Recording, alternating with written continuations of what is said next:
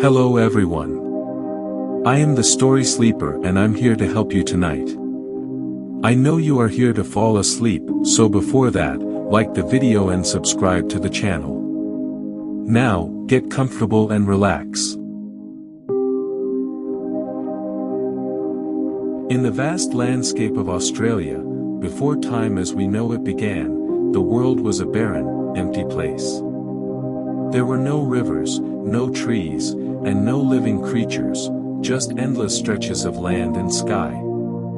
This was the Dreamtime, a period of creation when the ancestral spirits roamed the earth, shaping the world as they traveled. These spirits were neither human nor animal, but a combination of both, beings of immense power who brought life and form to the land, the skies, and the seas.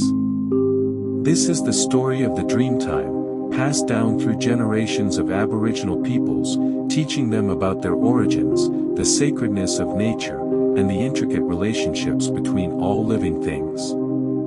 In the beginning, the earth lay quiet, asleep beneath the vast expanse of the sky. Nothing moved, there was no sound, no wind, no life. But deep beneath the surface, the ancestral spirits were stirring.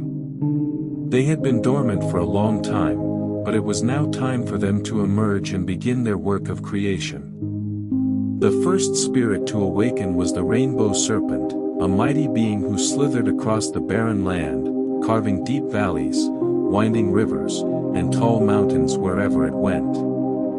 As it moved, the earth began to tremble, and with each twist and turn of the serpent's body, the land took shape. The rainbow serpent's scales shimmered with every color, casting light across the dark and empty world.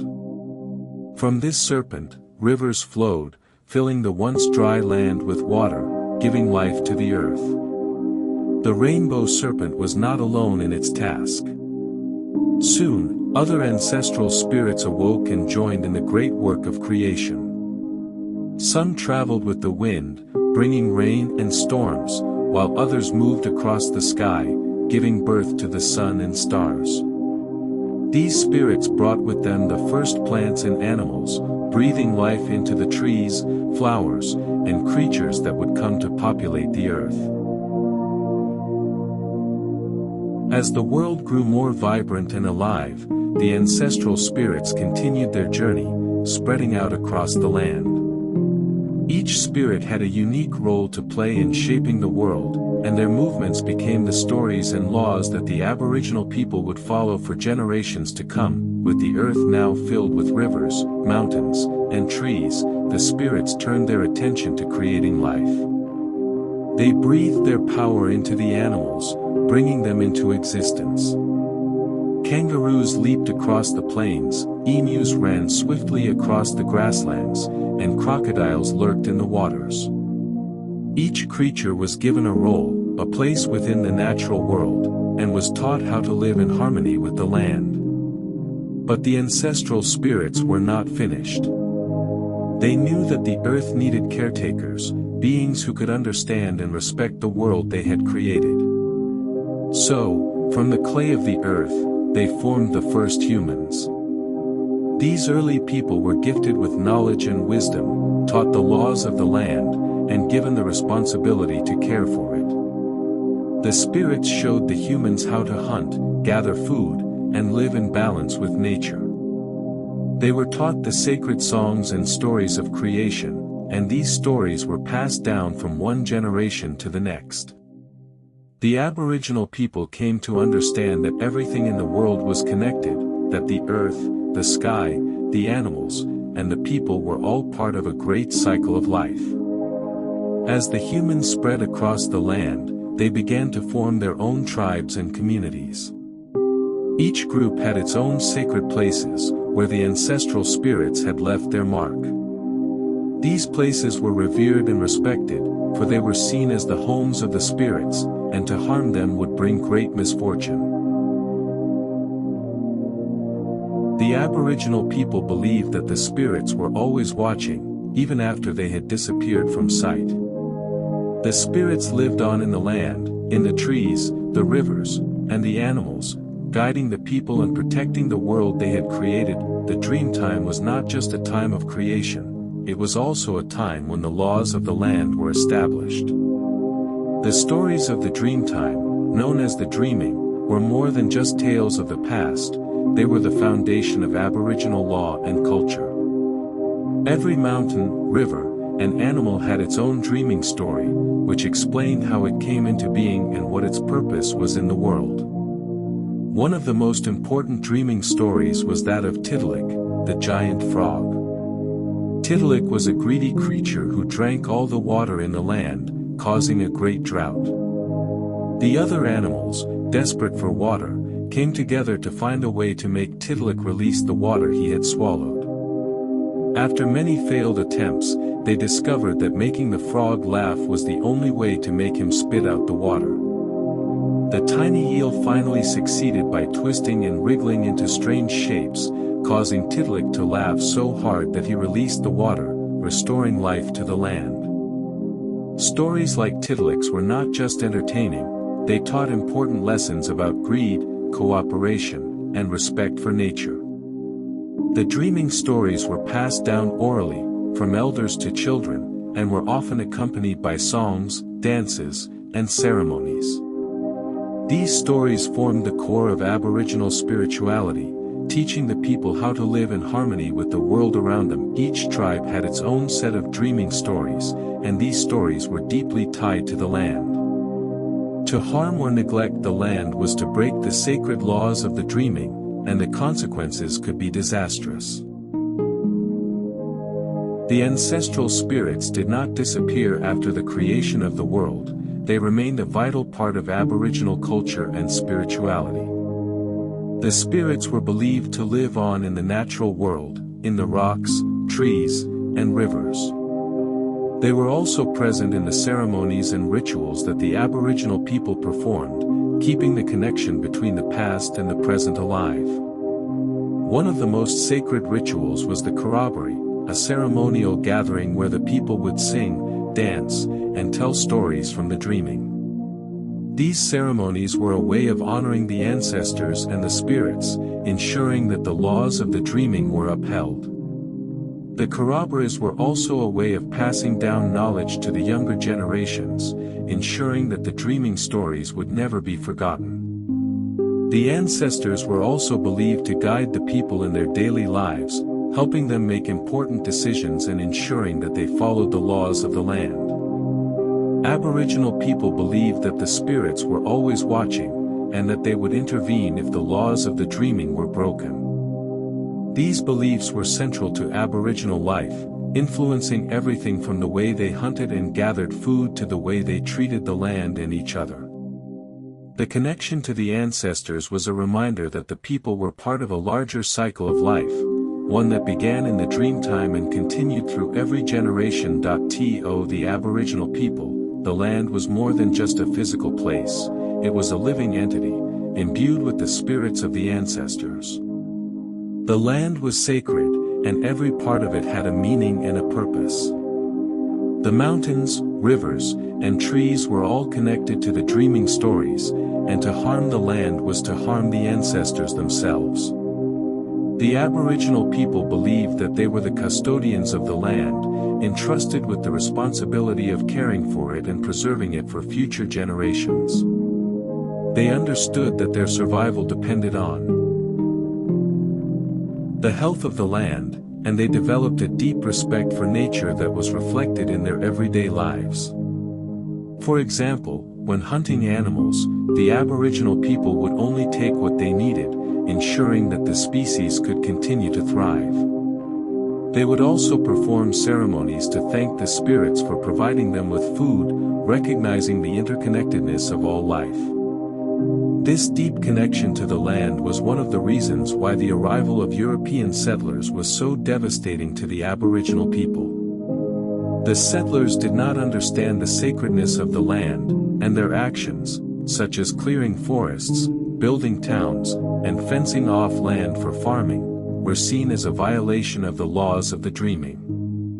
For the Aboriginal people, this was not just a loss of land, It was a loss of their connection to the ancestors and the spirits that had created their world. Despite the challenges they have faced, the dreaming stories and the beliefs of the Dreamtime remain a central part of Aboriginal culture today. These stories continue to be passed down through generations, connecting the past to the present and ensuring that the wisdom of the ancestors is never forgotten. In modern Australia, the dreaming stories are not only a source of spiritual guidance, they are also a way of preserving the rich cultural heritage of the Aboriginal people. Efforts have been made to record and document these stories, ensuring that they will continue to be shared with future generations. Aboriginal art, music, and dance continue to be inspired by the Dreamtime, serving as a reminder of the deep connection between the people and the land. These traditions are not just relics of the past, they are a living, breathing part of Aboriginal culture, constantly evolving while staying true to the ancient laws of the dreaming. The Dreamtime teaches us that everything in the world is connected, that we are all part of a larger cycle of life. It reminds us to respect nature, to live in harmony with the world around us, and to honor the spirits of those who came before us. The stories of the Dreamtime are not just stories, they are a way of life, a guide for how to live in balance with the world. The Dreamtime is more than just a myth or a story, it is a fundamental aspect of Aboriginal identity and culture. It explains the origins of the world, the creation of life, and the laws that govern the natural world. The dreaming stories are a reminder of the sacredness of the land, the importance of living in harmony with nature, and the responsibility that each generation has to protect the earth for those who will come after them. Through the stories of the Dreamtime, we learn that the world is alive with the spirits of the ancestors, that the land is sacred, and that everything in the world is connected. These lessons are as relevant today as they were thousands of years ago, reminding us of the importance of respect, balance, and the deep connection between all living things. As we listen to the stories of the Dreamtime, we are reminded that we are all part of a larger story, one that began in the ancient past and continues to this day. And as long as these stories are told, the Dreamtime will live on, a testament to the enduring power of the Aboriginal people's connection to the land and the spirits of their ancestors.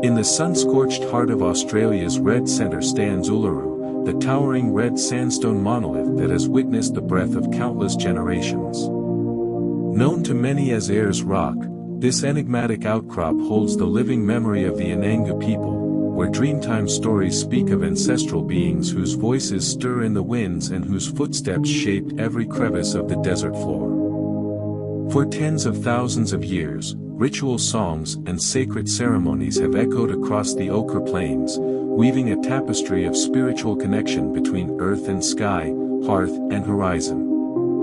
As dawn breaks and the first shafts of golden light wash across the face of the rock, spectral figures of guardians stir from their timeless slumber deep beneath the surface, emerging to watch over the land they forged.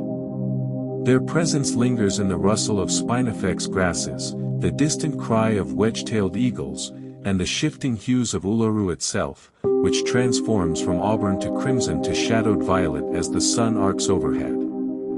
Beneath the silent gaze of the Southern Cross, the guardians stand vigilant against threats to this sacred realm, summoned by a covenant older than memory. They trace their fingers along the fissures of the rock, infusing every vein with the essence of stars and ancient ancestors.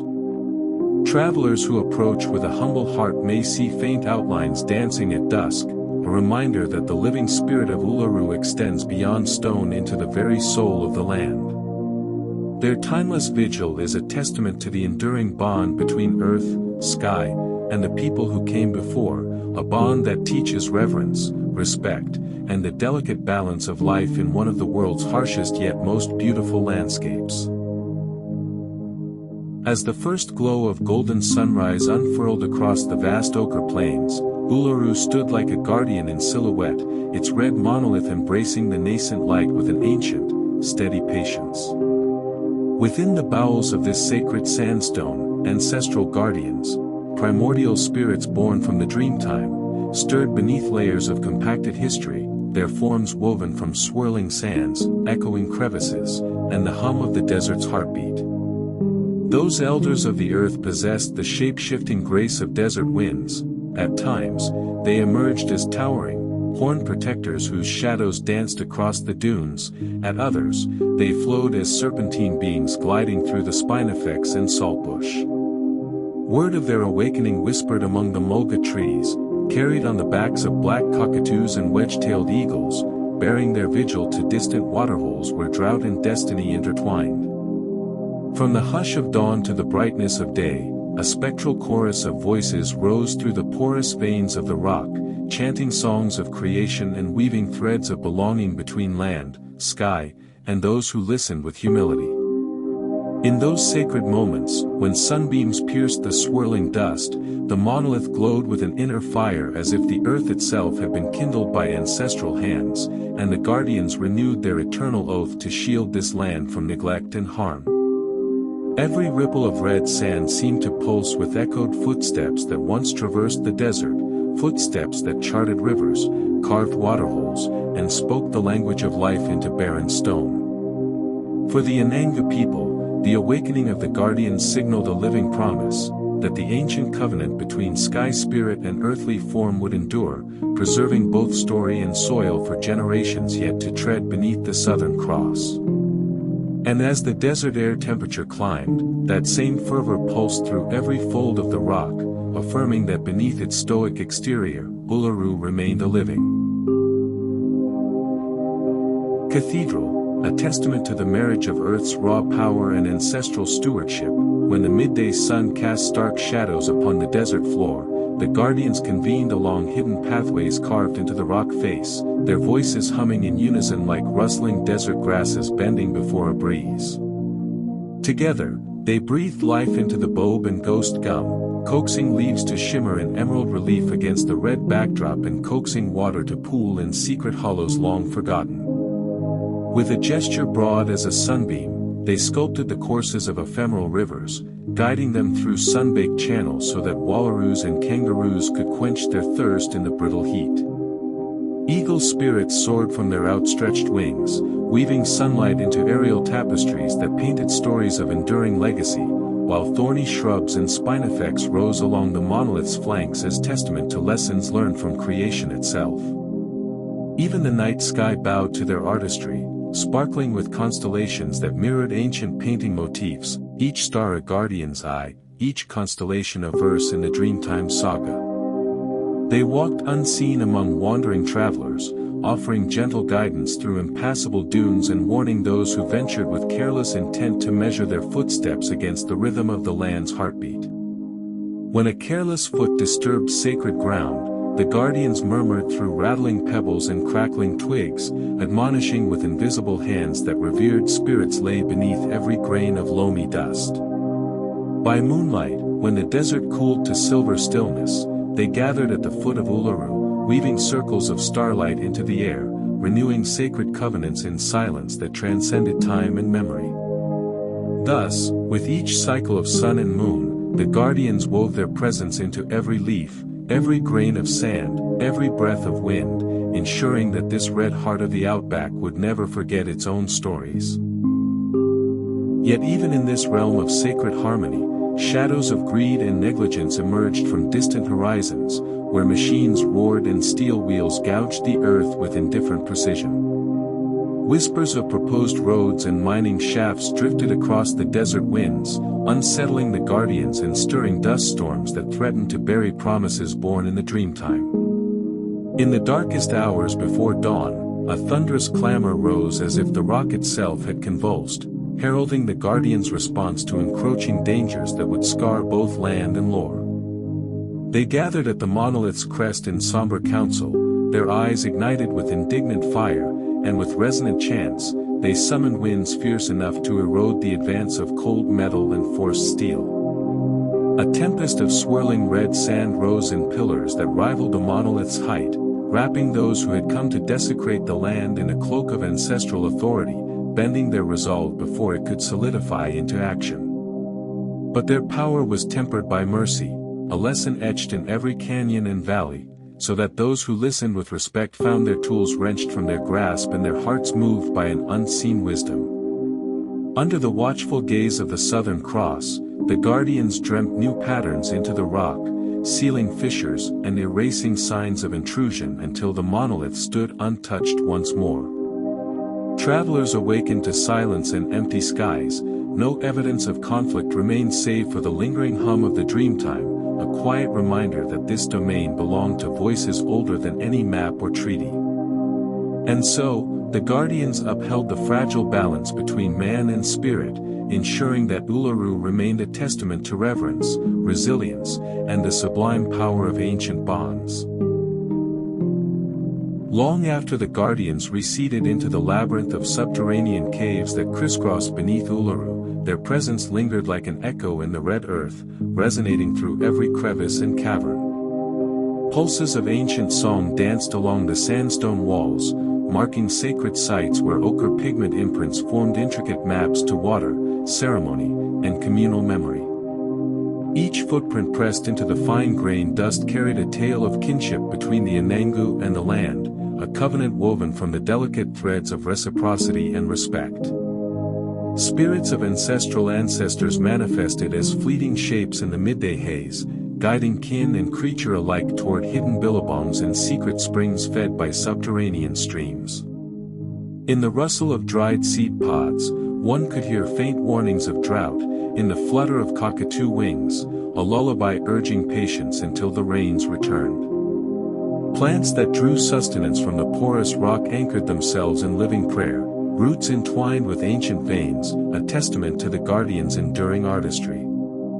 During moonlit nights, constellation patterns flickered in the sky as if the guardians painted them anew, offering navigation to desert dwellers wandering by starlight.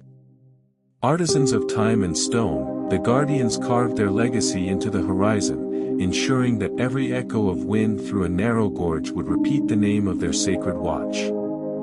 And travelers who paused to listen often claimed they could decipher whispers of counsel, gentle reminders that this land thrived through balance, not conquest. In the interplay of sun and shadow, the red earth yielded its secrets to those who approached with humility, reaffirming that wisdom lies in the quiet acceptance of mysteries older than memory.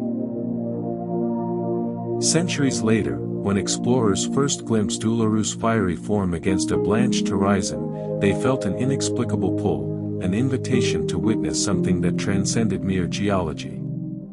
Yet few discerned the depths of living myth that pulsed beneath each sun-baked surface, mistaking the silent sentinel for a curiosity rather than a temple of ancestral power. Early maps inscribed lines that sliced through ceremonial grounds, until soft murmurs of protest and dreamtime lore swelled like distant thunder, halting progress with the weight of timeless authority. Missionaries, surveyors, and government emissaries all encountered the same unspoken boundary, as if the land itself reeled back to protect its most sacred heart. Whispered warnings cascaded through tent lines and dusty camps, carrying tales of vanished equipment, disoriented beasts, and gloved hands scorched by unseen flames. Indigenous custodians stepped forward with quiet dignity, sharing stories of ancestral stewardship that sounded like songs of the wind, teaching that true possession arose from kinship, not conquest. In response, the guardians stirred from their hidden dwellings, stirring whirlwinds of sand that traced the contours of forgotten ceremony grounds in a spectral dance.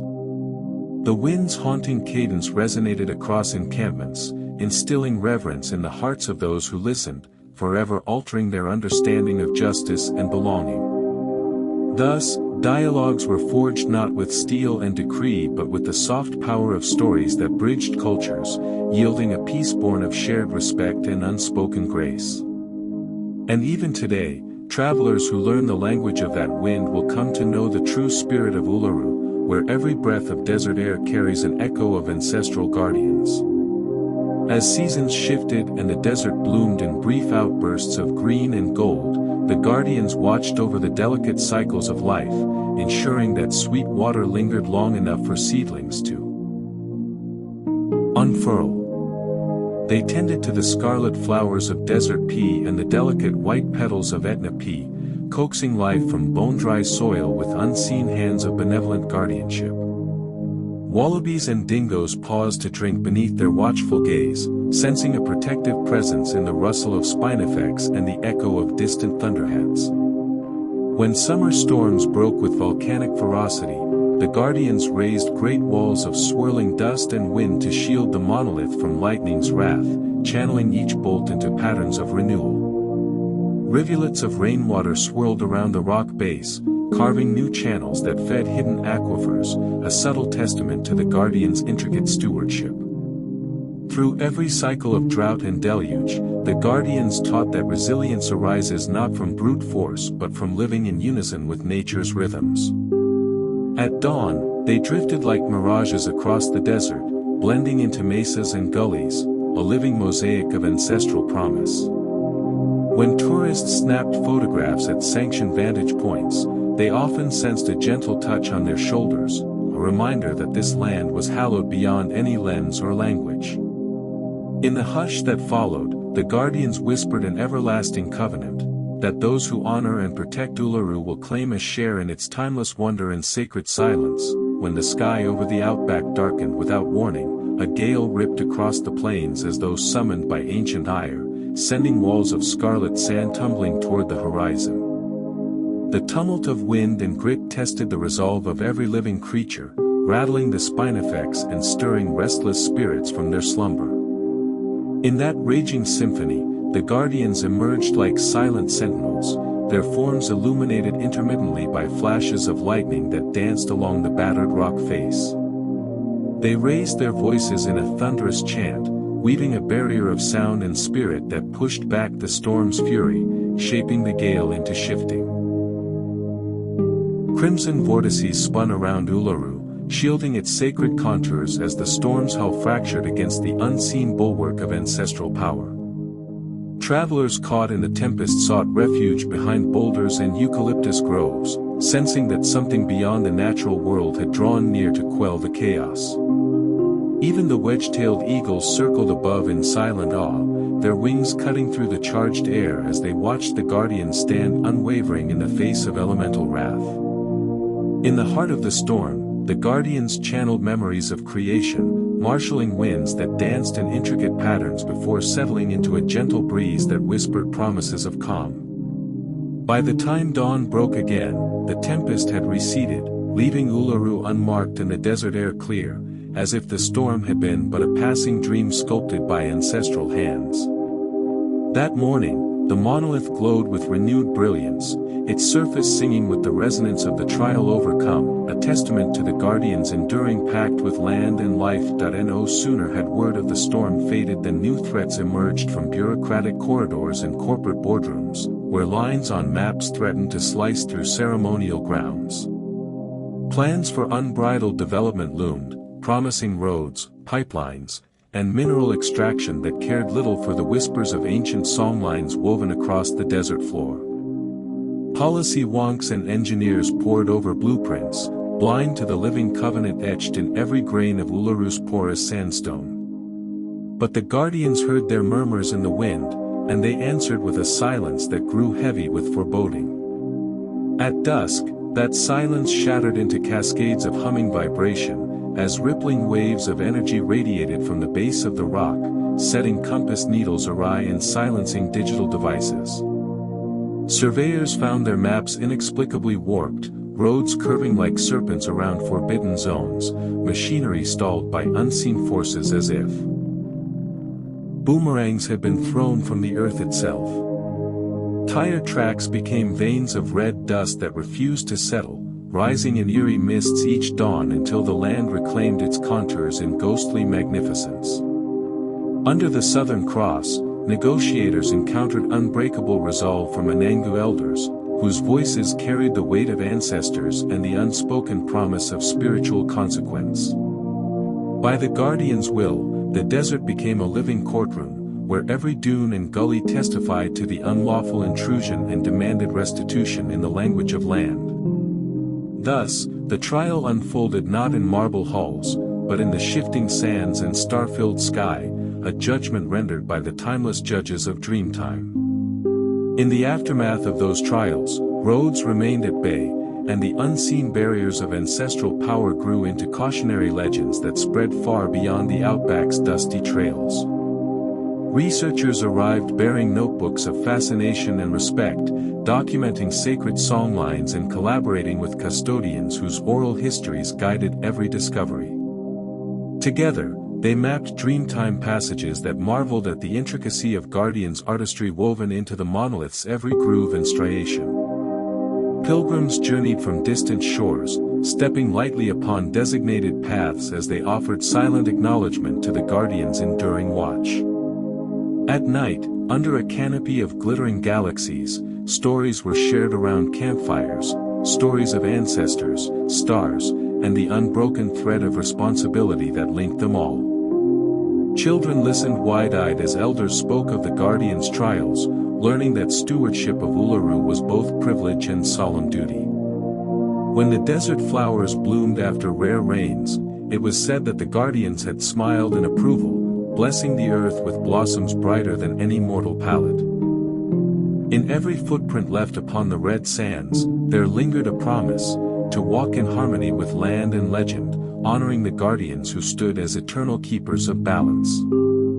And as the wind carried these vows across the ochre expanse, it reminded travelers and custodians alike that the true power of Uluru lay not in its imposing height, but in the living spirit that thrived beneath its crimson surface.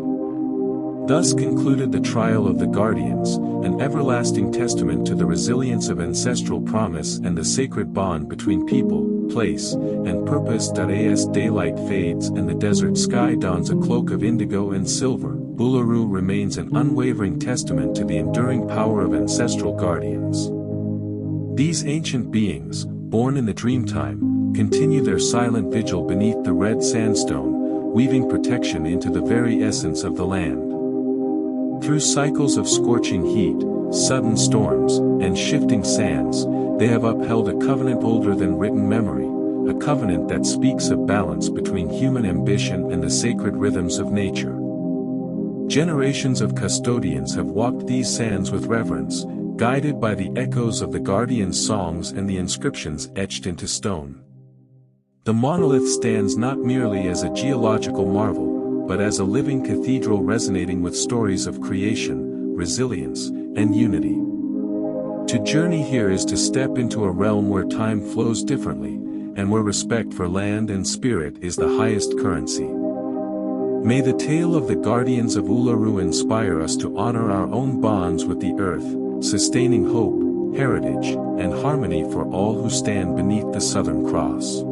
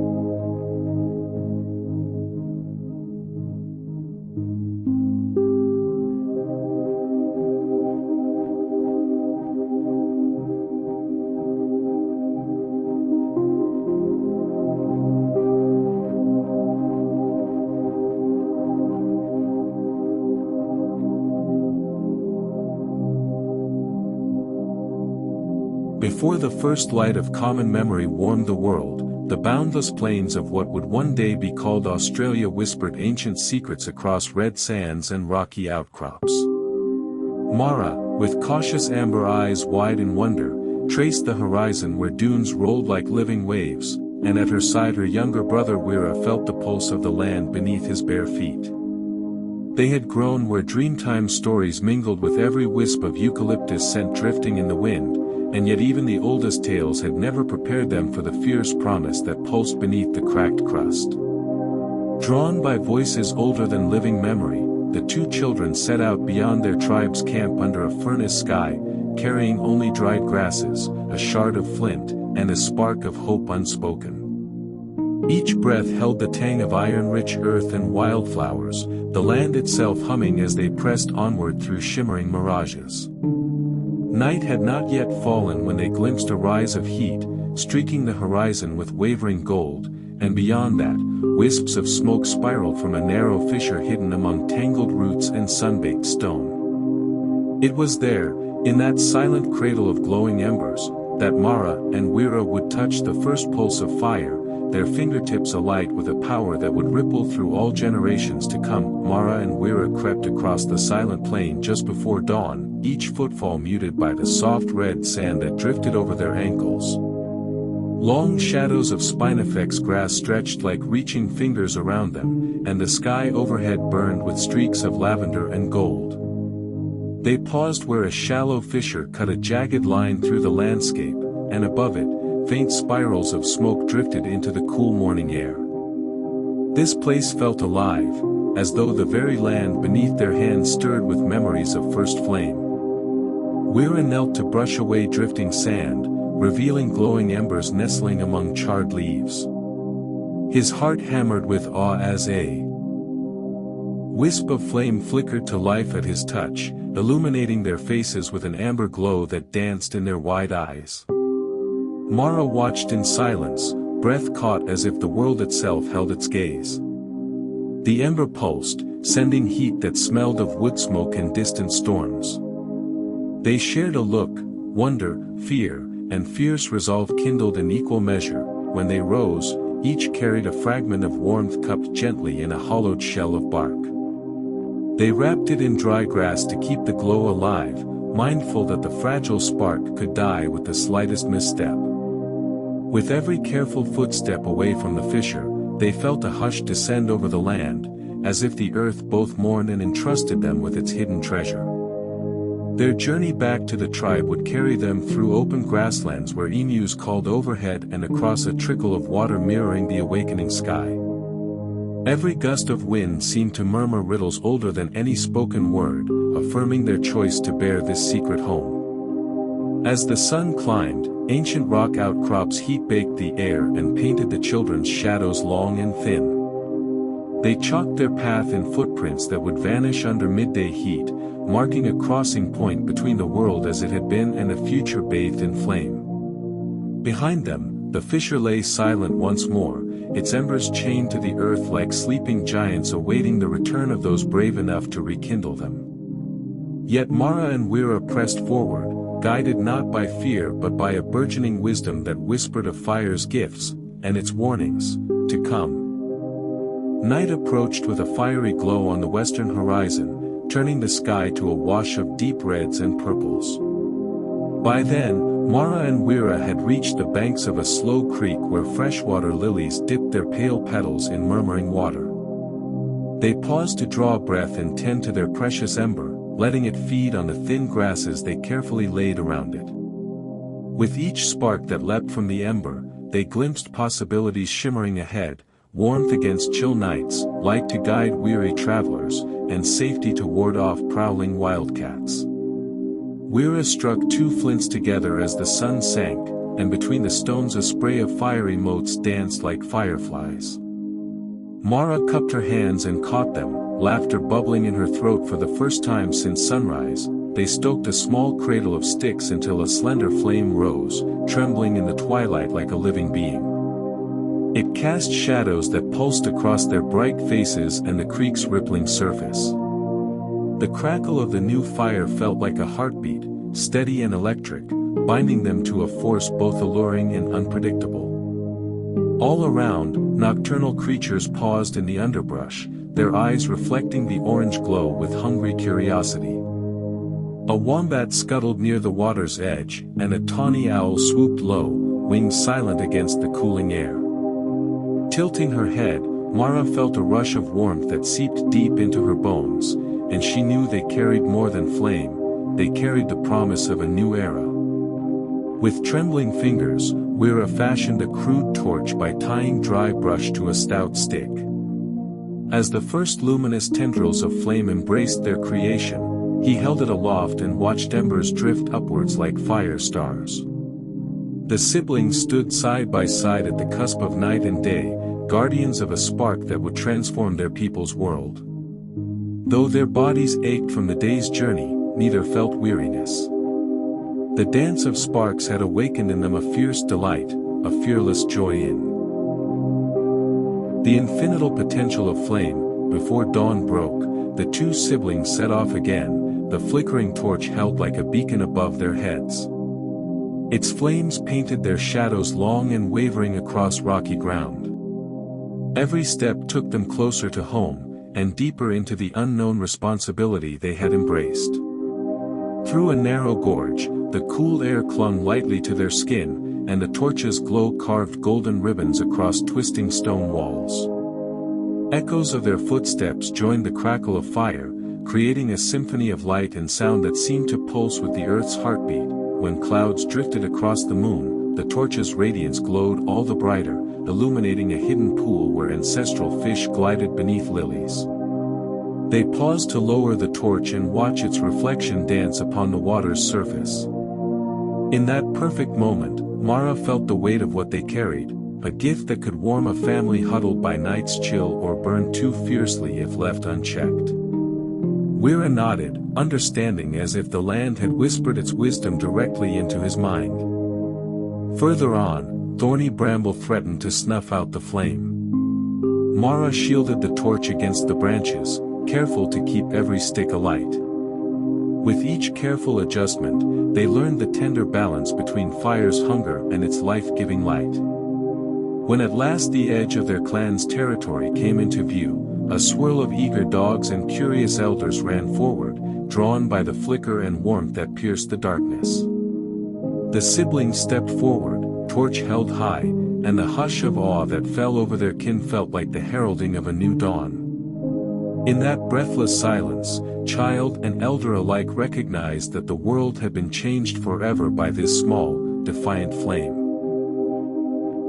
When the ember finally nestled in the heart of their tribe's gathering circle, elders stared in reverent silence as flame met kindling. Laughter and tears mingled in the smoky glow, the faces of old and young illuminated by the first fire ever fed by human hands.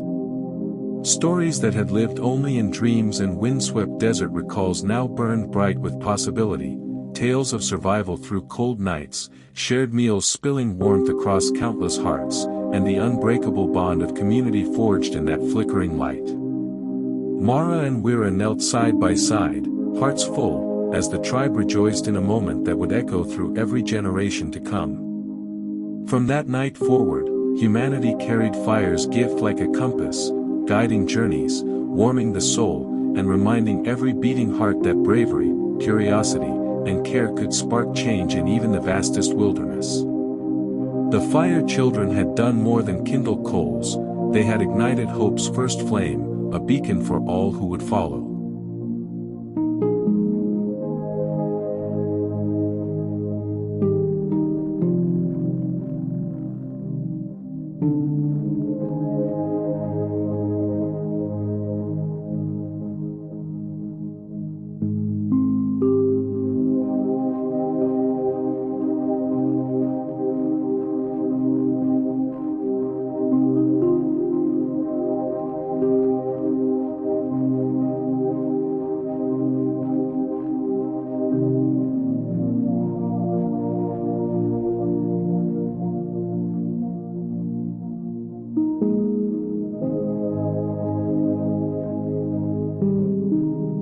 In the heart of Australia's vast and ancient landscape, where the sun blazes across endless plains and the bush seems to breathe with its own rhythm, there exists a legend that has been passed down through generations of Aboriginal people. The tale of the drop bear is one that is spoken of in whispers around campfires, a story that is both a warning and a reminder of the power of the land and the spirits that dwell within it. To the unknowing traveler, the drop bear may seem like a simple myth, a cautionary tale to be dismissed. But to those who have lived in harmony with the land for thousands of years, the drop bear is a very real and fearsome creature. Long ago, before the white settlers arrived, the Aboriginal people lived in harmony with the land. They knew its rhythms, its secrets, and its dangers. The forests were filled with creatures of every kind, from the smallest insects to the great kangaroos that bounded across the plains. But deep in the bush, hidden among the towering eucalyptus trees, was something far more dangerous, something unseen by most but felt by all who ventured too close. The elders would often tell stories of the creatures that roamed the land, warning the younger generations to respect the spirits that lived in the trees, the rocks, and the waters. Among these creatures was the drop bear, a predator that lived high in the branches, waiting for the right moment to strike. According to the elders, the drop bear was a relative of the koala, but unlike its gentle cousin, it was larger, fiercer, and carnivorous. Its sharp claws and powerful jaws could tear through flesh and bone with ease, and it was said to drop from the trees without warning, ambushing its prey with deadly precision. But what made the drop bear truly terrifying was its connection to the spirit world. The Aboriginal people believed that the drop bear was more than just an animal. It was a guardian of the land, sent by the ancestors to protect the sacred places from those who would defile them. The forests where the drop bears lived were considered taboo, places where only the most respected elders could go to perform rituals and commune with the spirits. The story of the first encounter with the drop bear has been told for generations, a cautionary tale passed down from the ancestors. It is said that a young hunter named Warren was the first to see the creature with his own eyes. Warren was a skilled hunter, known throughout his tribe for his ability to track and catch even the most elusive prey. One day, while tracking a kangaroo through the dense bush, he wandered into a part of the forest that he had never seen before. The trees here were taller, their branches twisting together to form a dense canopy that blocked out the sun. The air was thick with the scent of eucalyptus and something else, something darker. As Warren moved deeper into the forest, he began to feel a sense of unease. The sounds of the bush, which were usually so familiar to him, seemed distant and muffled. The wind whispered through the trees, carrying with it the faint sound of something moving above him. Without warning, something heavy crashed down from the trees, knocking Warren to the ground. He looked up to see a massive, bear-like creature looming over him, its sharp claws extended and its eyes glowing with an eerie light. Warren barely had time to react before the creature lunged at him, its jaws snapping shut just inches from his face. Summoning all his strength, Warren rolled out of the way and scrambled to his feet. He could hear the creature snarling behind him, but he didn't dare look back. He ran as fast as he could, dodging trees and leaping over roots, until he finally burst out of the forest and into the open plains. Panting and covered in sweat, Warren collapsed to the ground. He knew that he had just encountered something far more dangerous than any animal he had ever hunted. He had come face to face with a drop bear. When Warren returned to his tribe, he immediately sought out the elders to tell them what had happened. The elders listened to his story in silence, their faces grave. When he had finished, the oldest of the elders, a man named Ngaranjeri, spoke. "You have seen the drop bear, a creature of the spirit world," Ngaranjeri said. "It was sent by the ancestors to protect the land from those who would harm it. You must not return to that forest, Warren. The spirits have warned you." But Warren was young and proud, and he was not easily frightened. He had faced many dangers in the bush and had always come out unscathed. He believed that the drop bear was nothing more than an animal, one that could be hunted and killed like any other. He ignored the warnings of the elders and vowed to return to the forest to face the creature once more. Warren spent the next few days preparing for his hunt. He crafted a spear tipped with stone and painted his body with ochre, asking the spirits of his ancestors for strength and protection. He believed that if he could kill the drop bear, he would prove his bravery and earn the respect of the elders. On the day of the hunt, Warren set out alone, determined to face the drop bear on his own terms. The sun was high in the sky, casting long shadows across the land as he made his way back to the forbidden forest. The air was heavy with anticipation, and the bush seemed unusually quiet, as if the animals themselves were holding their breath. As Warren entered the forest, he felt the same sense of unease that had gripped him during his first encounter. The trees towered above him, their branches twisting together to form a dark and oppressive canopy. The wind whispered through the leaves, carrying with it the faint sound of something moving high above. Warren moved cautiously, his spear at the ready, scanning the treetops for any sign of the creature. Hours passed, and still, there was no sign of the drop bear. Just as Warren began to think that the creature had left the area, he heard a low growl from above. Before he could react, the drop bear dropped down from the branches, landing just a few feet in front of him. Its fur was matted with dirt and leaves, and its eyes gleamed with a savage intelligence. Warren tightened his grip on his spear and prepared to strike. The battle that followed was fierce and brutal. The drop bear was fast and powerful, and Warren found himself dodging and parrying its attacks with all his strength. He managed to land a few blows with his spear, but the creature seemed unaffected, its thick hide protecting it from the worst of the damage. Finally, in a moment of desperation, Warren lunged forward and drove his spear deep into the creature's side. The drop bear let out a roar of pain and staggered back, its eyes blazing with fury. Warren thought he had won, but the creature was not finished. With a final burst of energy, the drop bear lunged at Warren, knocking him to the ground. It stood over him, its claws raised for the killing blow. But before it could strike, Warren heard a voice, soft and distant, like the whisper of the wind. "You have angered the spirits, Warren," the voice said. "You were warned, but you did not listen. Now you must pay the price." Warren closed his eyes, waiting for the end. But instead of the sharp pain of claws sinking into his flesh, he felt a sudden weight lift off his chest. When he opened his eyes, the drop bear was gone. The forest was silent once more, and Warren was alone. Warren returned to his tribe, but he was not the same man who had left. The encounter with the drop bear had changed him in ways that he could not explain. He became withdrawn and quiet, haunted by nightmares of the creature and the voice of the spirits. The elders knew that Warren had been cursed. The drop bear was not just an animal, it was a guardian of the land, and Warren had violated the sacred balance by trying to kill it. The spirits had spared his life, but they had marked him as a warning to others.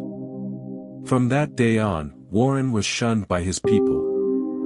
No one would speak to him, and he was forbidden from participating in the tribal rituals.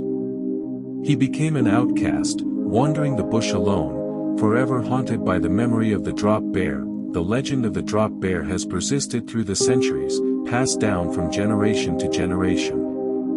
It is a story that serves as both a warning and a reminder of the power of the land and the spirits that protect it. To this day, the forests where the drop bears are said to dwell remain taboo, and few dare to venture into their depths. The Aboriginal people continue to honor the spirits of the land, knowing that the drop bear is always watching, waiting to strike down those who would disturb the sacred balance. Some say that the drop bear still roams the bush, unseen by most but felt by all who venture. Too close.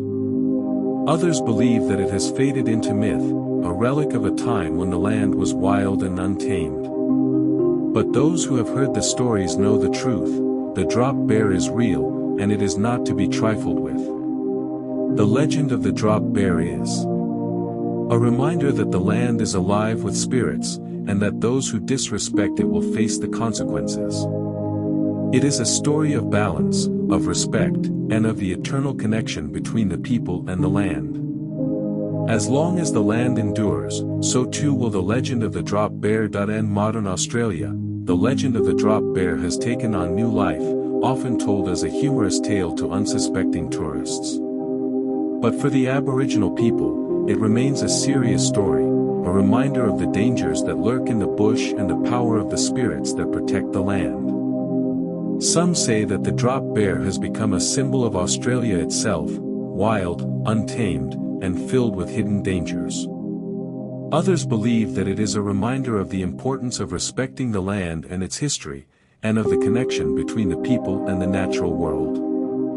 Whatever the truth may be, the legend of the drop bear continues to captivate and terrify, a story that will endure for generations to come.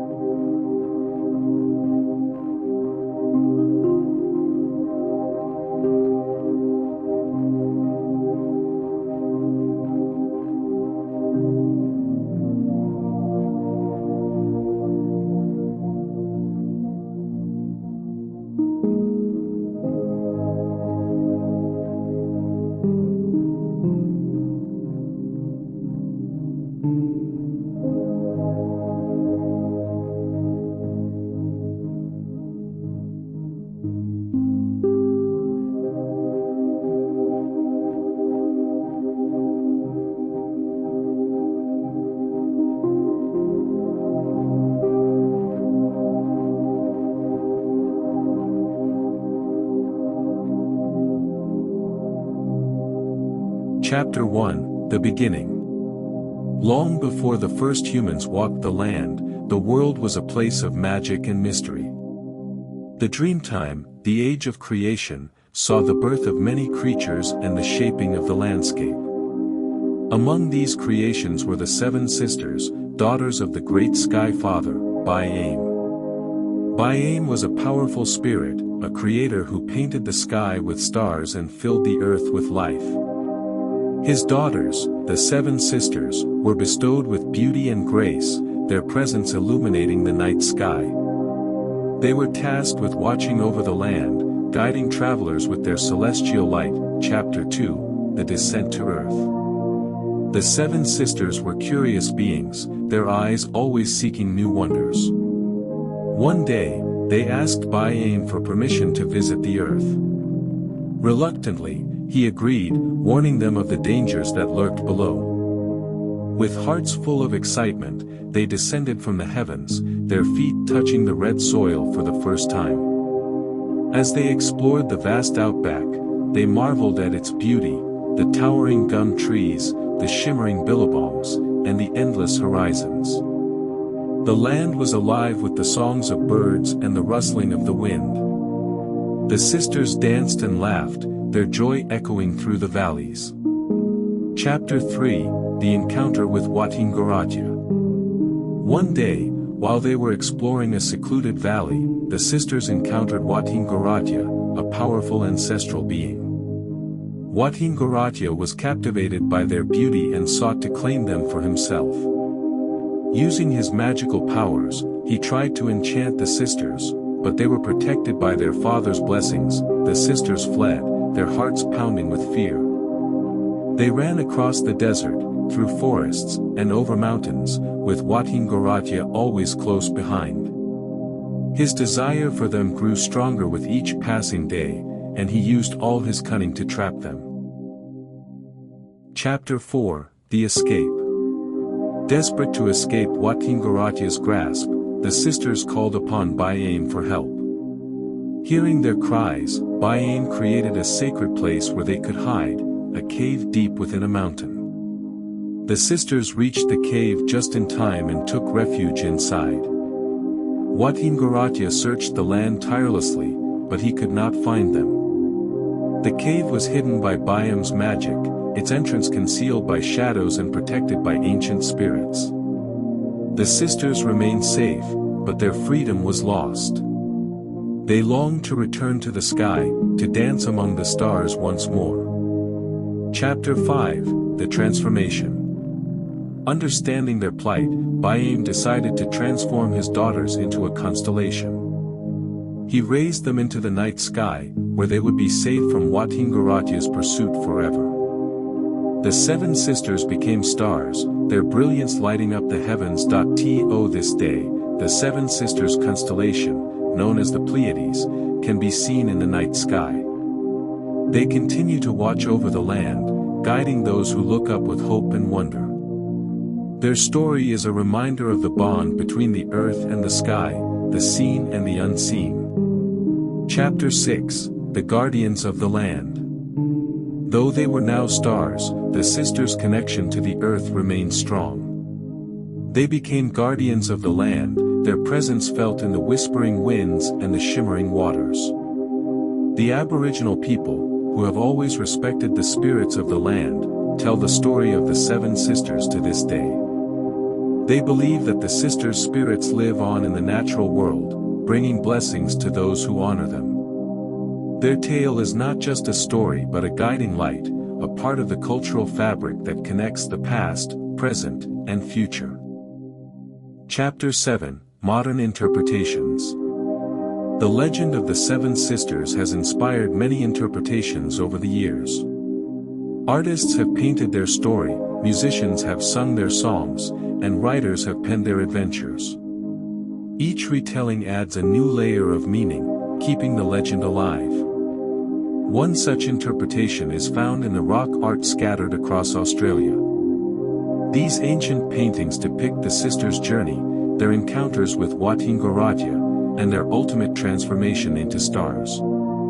The rock art serves as a testament to the enduring power of the story. Chapter 8, The Cultural Significance. The legend of the 7 sisters is more than just a tale, it is a cultural treasure. It teaches lessons about perseverance, the importance of family, and the connection between the earth and the sky. It reminds us that we are all part of a larger story, one that spans generations and connects us to the land and the stars. For the Aboriginal people, the story is a source of pride and identity. It is shared during ceremonies, taught to children, and celebrated through art and dance. The 7 sisters are not just figures from a myth but are living spirits that continue to inspire and protect.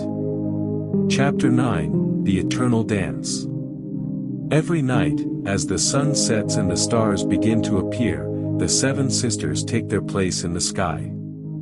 They shine brightly, their light dancing across the heavens.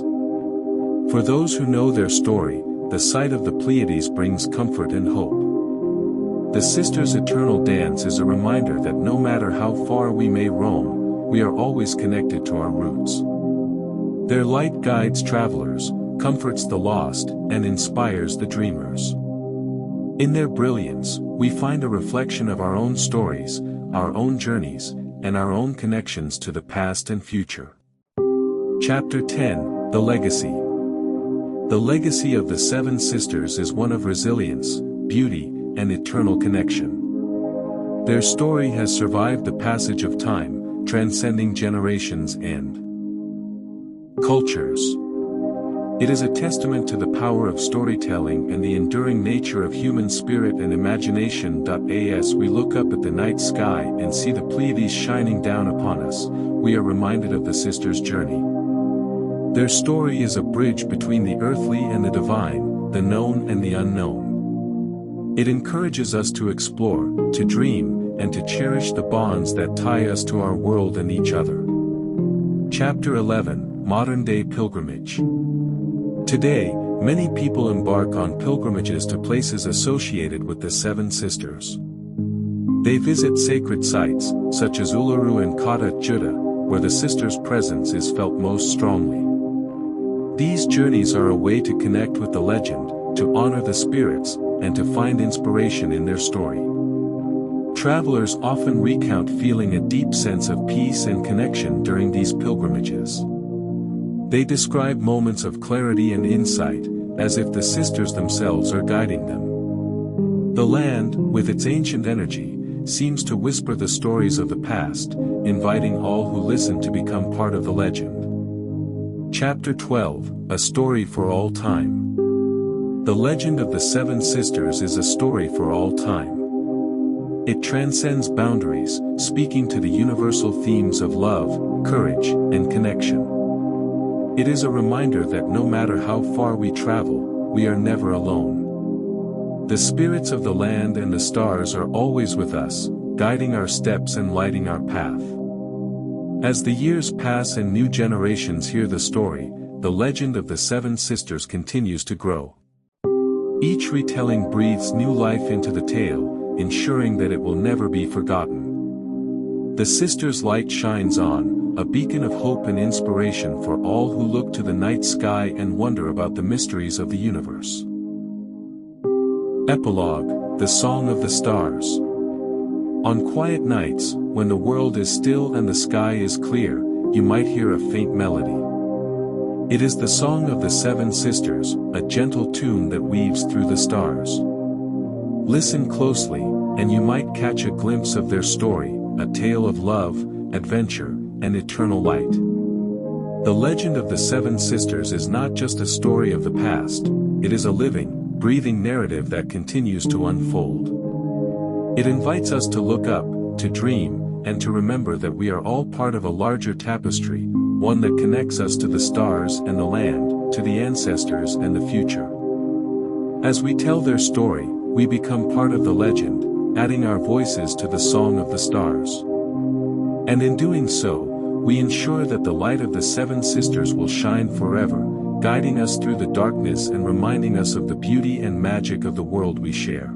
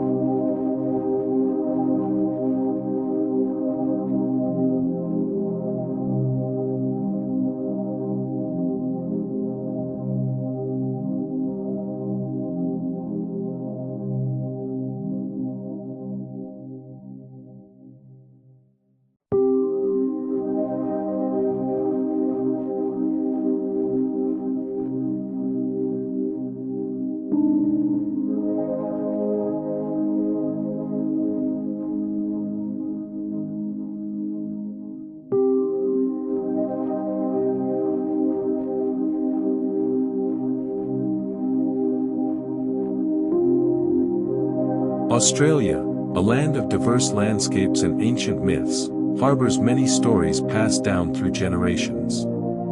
Among these tales is the Legend of the Yowie, a mysterious creature said to roam the dense forests and remote regions of the continent. This story delves into the mystery and adventure surrounding the elusive Yowie, blending folklore with a modern-day quest to uncover the truth. The Whispering Forests. Nestled in the heart of the Blue Mountains, a small town named Warrigal had always been surrounded by mystery. The dense forests that enveloped the town were known to locals as the Whispering Forests, a place where the wind seemed to carry ancient secrets and eerie calls echoed through the trees.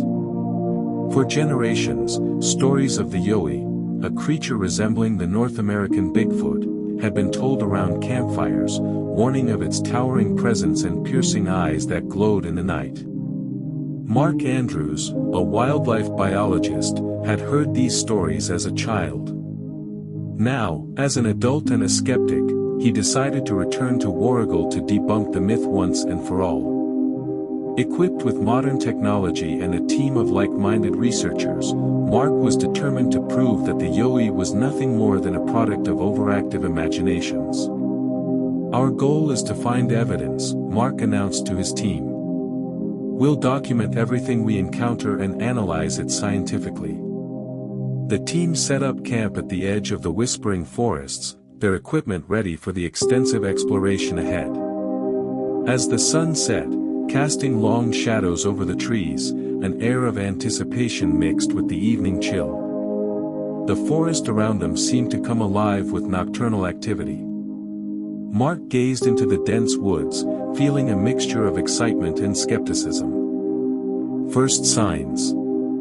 The first night in the forest was uneventful, save for the usual sounds of wildlife. However, as dawn broke and the team ventured deeper into the woods, they began to find unusual tracks. Large footprints, far too big to belong to any known animal in the region, marked the forest floor. "These tracks are huge," said Lisa, one of the team members, as she measured the imprints. "Whatever made these must be enormous." Mark examined the prints closely. They appeared fresh, suggesting that the creature had passed through the area recently. Despite his skepticism, he couldn't help but feel a twinge of excitement. Each footprint was about 18 inches long and 8 inches wide, with clear impressions of toes. As the day progressed, the team encountered more strange phenomena.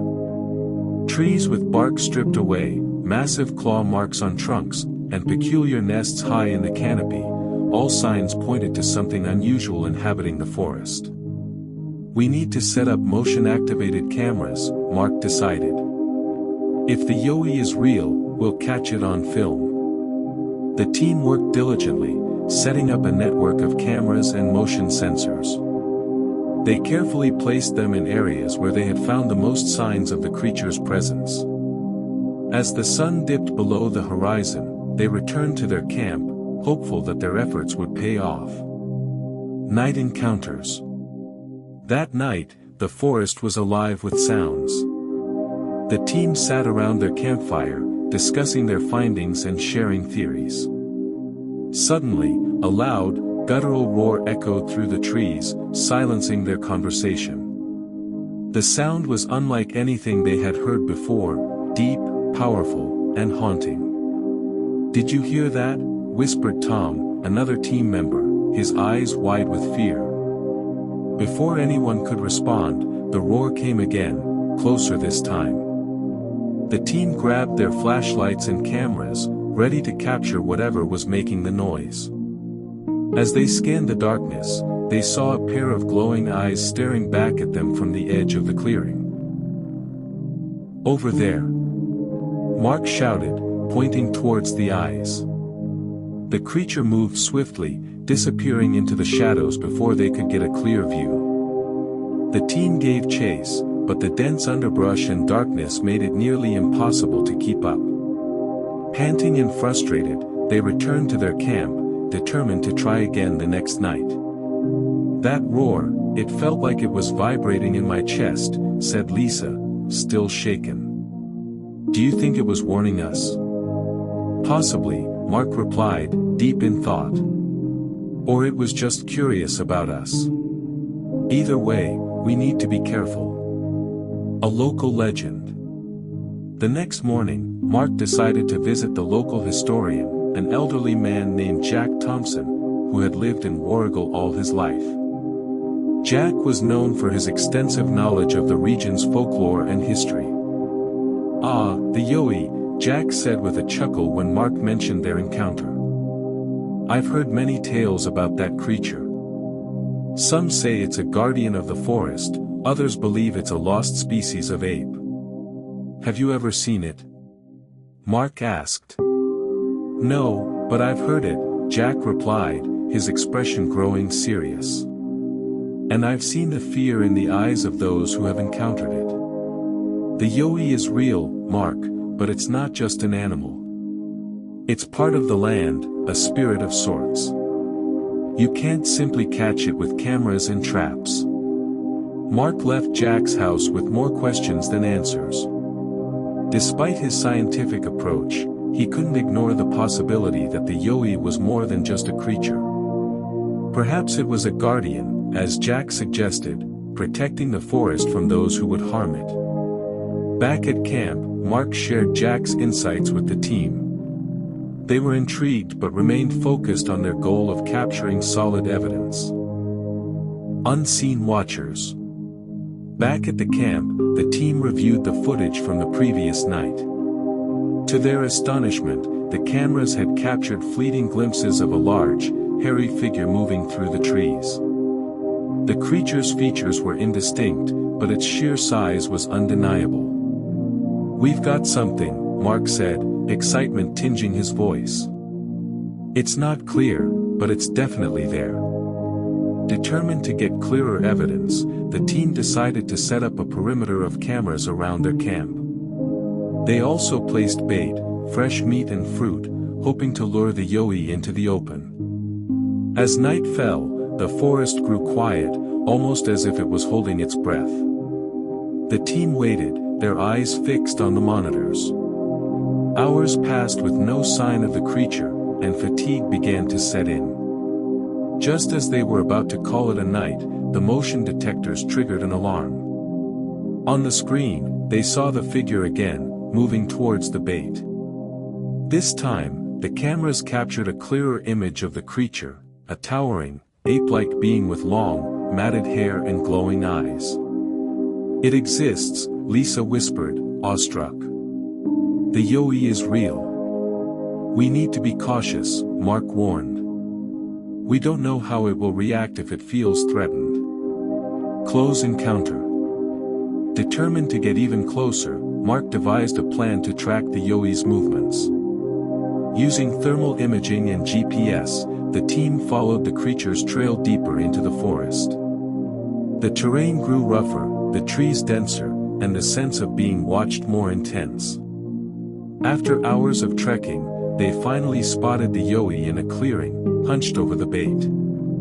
It was larger than they had imagined, standing over 7 feet tall with broad shoulders and powerful limbs. The creature seemed almost human, yet distinctly animalistic. "Don't move," Mark whispered, raising his camera. But before he could take the shot, the Yowie turned and locked eyes with him. For a moment, time seemed to stand still. The creature's gaze was intelligent, almost curious, as if it was studying them. Then, with a swift, fluid motion, the Yowie vanished into the forest, leaving the team stunned and speechless. "We have to follow it," Tom urged, but Mark held him back. "No, we've seen enough for now," Mark said. "We need to respect its space." Back at camp, they analyzed the new footage and data. The images were clearer, but still left much to the imagination. The encounter had raised more questions than answers. Revelation. Back at camp, the team reviewed their footage and data. The images were clear, the evidence undeniable. They had documented a creature that defied conventional science, a being that straddled the line between myth and reality. Mark realized that their discovery was more than just a scientific achievement. It was a reminder of the mysteries that still existed in the world, of the stories and legends that held truths beyond understanding. As dawn broke, the team decided to share their findings with the local community. They organized a town meeting, inviting everyone to see the footage and hear their story. The townspeople watched in awe as the videos played, showing the Yowie moving through the forest. Gasps and murmurs filled the room, and Mark saw a mix of fear, wonder, and respect in their eyes. "The Yowie is real," Mark concluded. "But it's not just a creature. It's a part of this land, a guardian of these forests. We must respect it and protect its home. A new understanding. In the weeks that followed, the legend of the Yowie spread beyond Warrigal, attracting researchers, journalists, and enthusiasts from all over the world. The town became a hub of activity, with people eager to catch a glimpse of the elusive creature. Mark and his team continued their research, but with a newfound respect for the Yowie. They focused on conservation efforts, working with local authorities to preserve the whispering forests and protect the habitat of the Yowie and other wildlife. Through their efforts, they hoped to maintain a balance between discovery and respect, between science and legend.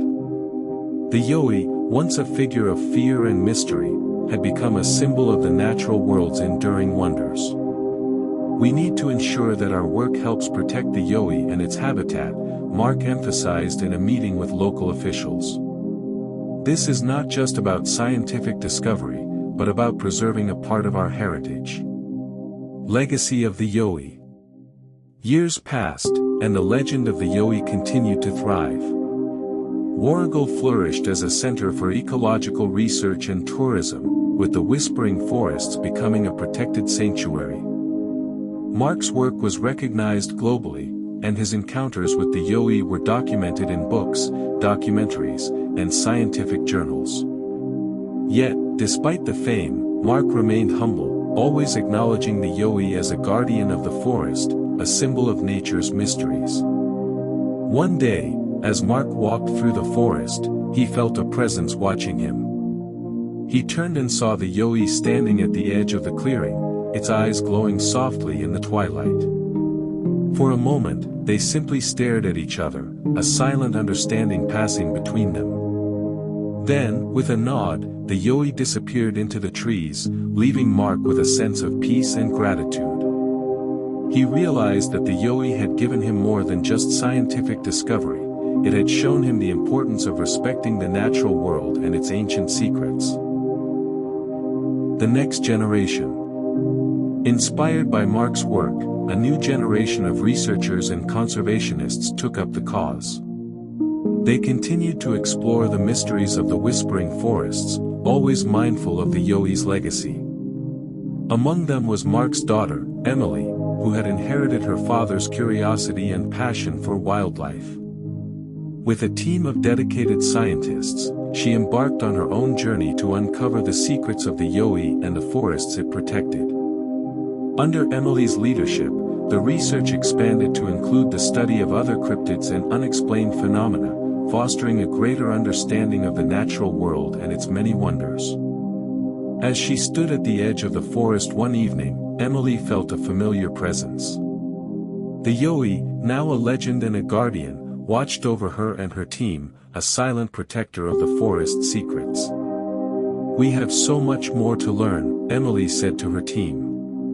"And we must do it with the same respect and reverence that my father taught me." The Guardians return. Years later, as Emily's work gained international acclaim, the Yowie remained a symbol of the whispering forest's mysteries.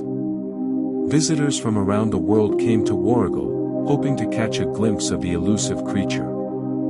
One evening, as Emily and her team were conducting a field study, they heard the now familiar roar echo through the trees. Excitement and reverence filled the air as they realized the Yowie was near. They followed the sound to a clearing where, bathed in the moonlight, the Yowie stood tall and majestic. It gazed at Emily with the same intelligent, curious eyes that had once captivated her father. In that moment, Emily understood that the Yowie was not just a creature of legend but a guardian of the land, a symbol of the enduring bond between humanity and nature. "Thank you," Emily whispered, tears of gratitude filling her eyes, "for watching over us and the forest." A timeless legend. The legend of the Yowie lived on, a testament to the mysteries and wonders of the natural world. Through the efforts of Mark, Emily, and countless others, the whispering forests remained a sanctuary for wildlife and a place of discovery and reverence. The Yowie, once feared and misunderstood, had become a symbol of the delicate balance between man and nature. Its legacy inspired generations to respect and protect the environment, ensuring that the forests and their secrets would endure for centuries to come. As the sun set over the whispering forests, the Yowi's roar echoed through the trees, a reminder of the timeless bond between the land and its guardians. The legend of the Yowie, like the forest it protected, would live on forever, a story of mystery, wonder, and respect for the natural world.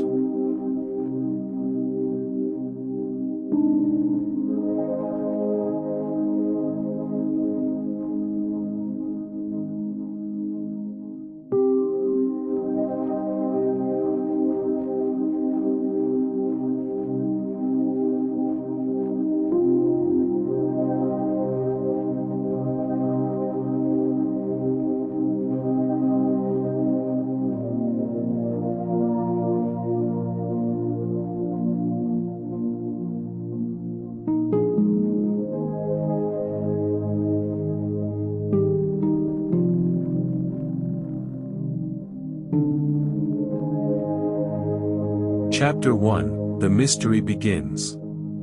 In the heart of Australia, where the vast outback stretches endlessly under the scorching sun, there exists a tale as old as time itself. The legend of the Bunyip, a creature feared and revered by the Aboriginal people, has haunted the minds of many who dared to venture near the billabongs and swamps. This is a story of mystery, fear, and the unknown. In a small outback town, nestled between the sprawling desert and a dense forest, lived a young girl named Mia. Mia was curious and adventurous, always exploring the surroundings and listening intently to the stories told by the elders. Among these tales, the one that intrigued her the most was that of the Bunyip. "Grandfather, what does the Bunyip look like?" Mia asked one evening as the family sat around the campfire. Her grandfather, a wise old man with a deep connection to their ancestral heritage, looked at her with serious eyes. "The Bunyip is a creature of the night, Mia. It has many forms, and no one has seen it and lived to tell the tale clearly. Some say it's like a giant starfish, others say it resembles a large water serpent. But one thing is for sure, it's a guardian of the swamps, and it doesn't like to be disturbed." Mia's curiosity only grew with each word. Despite her grandfather's warnings, she felt an irresistible urge to uncover the truth about the Bunyip. Chapter 2, Into the Wilderness. One early morning, with the first rays of sunlight peeking over the horizon, Mia packed her backpack with essentials, a flashlight, some food, and a notebook to jot down her findings. She decided to head towards the deepest part of the forest where the legendary swamp was said to be. As she ventured deeper into the woods, the familiar sounds of the town faded away, replaced by the rustling leaves and distant calls of unknown creatures. The air grew thick and humid, a sure sign that she was approaching the swamp. The swamp was a hauntingly beautiful place, with twisted trees and murky waters that seemed to hold secrets of their own. Mia carefully navigated her way, stepping over gnarled roots and avoiding patches of quicksand. She could feel the presence of something ancient and powerful watching her every move. Suddenly, she heard a low, guttural growl. Her heart raced, but she forced herself to remain calm. She turned on her flashlight and shone it towards the sound, but saw nothing. She pressed on, determined to find the Bunyip. Chapter 3, The First Encounter. Night fell quickly in the swamp, and Mia decided to set up camp on a dry patch of land. She lit a small fire to keep herself warm and to ward off any wild animals. As she sat by the fire, she heard the eerie call of the Bunyip, a haunting, mournful sound that sent shivers down her spine. Mia knew she was close. She took out her notebook and began to sketch the surroundings, noting every detail. Just as she was about to put her pencil down, she heard splashing in the water. She turned quickly, but again saw nothing. The next morning, Mia continued her exploration, following the sounds and signs of the elusive creature. She came across strange footprints in the mud, large, webbed prints that didn't belong to any animal she knew. She followed the tracks, her excitement mounting. As she approached a clearing, she saw something move in the water. Holding her breath, she crept closer. And there it was, the Bunyip. It was larger than she had imagined, with dark, glistening skin and glowing eyes that seemed to pierce through the darkness. Mia was both terrified and mesmerized. Chapter 4, The Bunyip's Lair. Mia's fascination with the Bunyip only grew after her first sighting.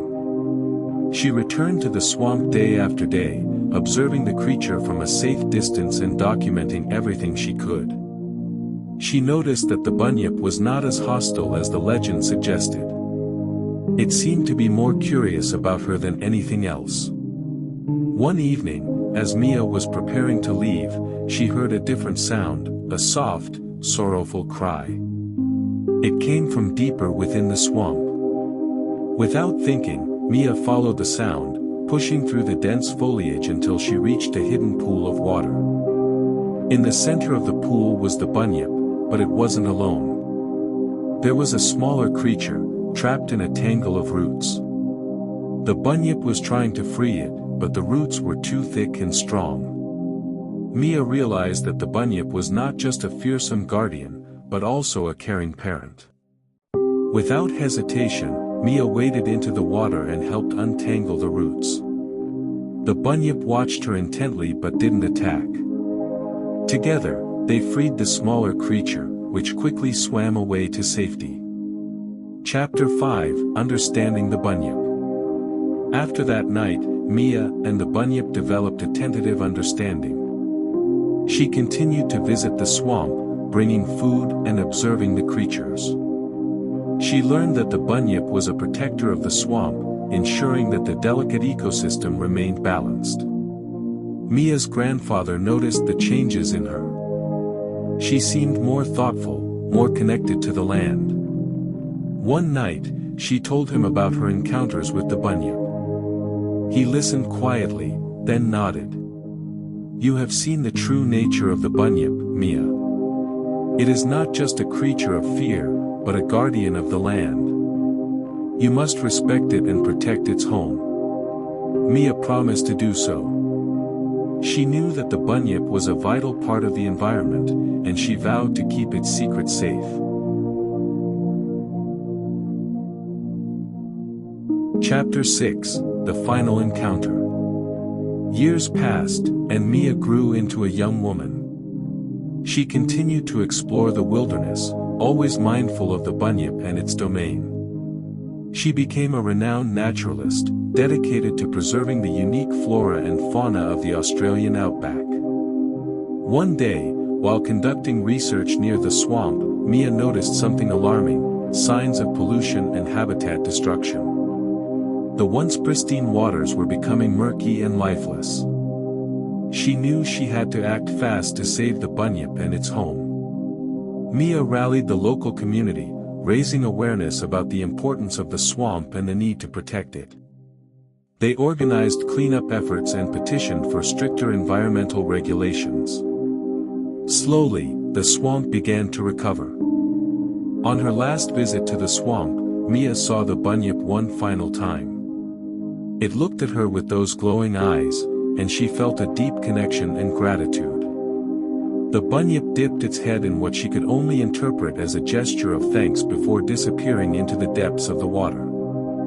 Chapter 7, Legacy of the Bunyip. Mia's efforts to protect the swamp paid off.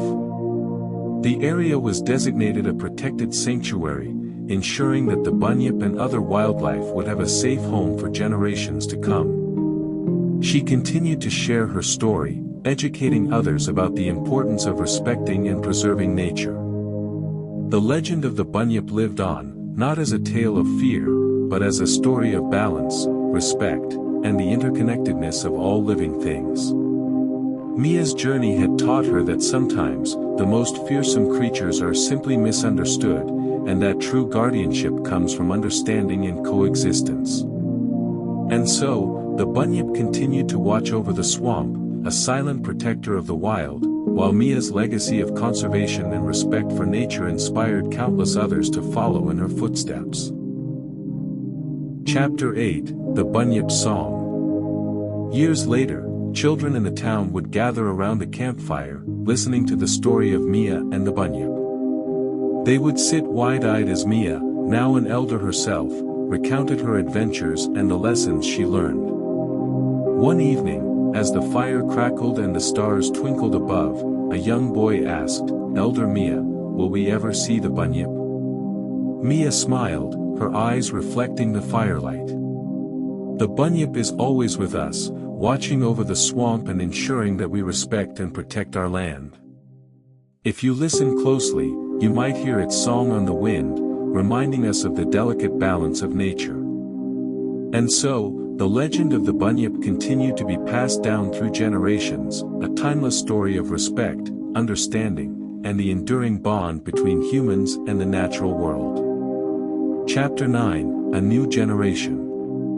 As time went on, Mia's story spread far and wide, inspiring people from all corners of the world to visit the Australian outback and witness the beauty of the swamp. Conservationists, researchers, and curious adventurers all came to learn about the Bunyip and the vital role it played in the ecosystem. Mia's granddaughter, Lily, shared her grandmother's love for nature. She spent her days exploring the wilderness, documenting the diverse wildlife and continuing the conservation efforts started by Mia. Lily often visited the swamp, hoping to catch a glimpse of the elusive Bunyip. One day, while walking along the edge of the swamp, Lily heard the haunting call of the Bunyip. She followed the sound, just as her grandmother had done many years before. As she approached the water's edge, she saw a ripple in the water. There, just beneath the surface, were the glowing eyes of the Bunyip. Lily smiled, knowing that the legacy of the Bunyip and her grandmother's work would continue.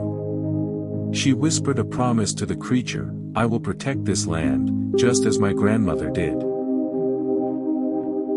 Chapter 10, The Everlasting Bond. The Bunyip remained a symbol of the delicate balance between humans and nature. It served as a reminder that every creature, no matter how fearsome or mysterious, has a place in the world and a role to play in maintaining the harmony of the environment. Mia's story, passed down through generations, became a cherished part of the community's heritage. The children who grew up hearing the tale of the Bunyip learned to respect and care for the natural world around them. In the end, the story of the Bunyip was not just about a mythical creature, but about the enduring bond between humans and nature, the importance of conservation, and the power of understanding and respect. It was a story that would continue to inspire and educate for many generations to come. And so, the legend of the Bunyip lived on, a testament to the timeless connection between the land, its creatures, and the people who call it home.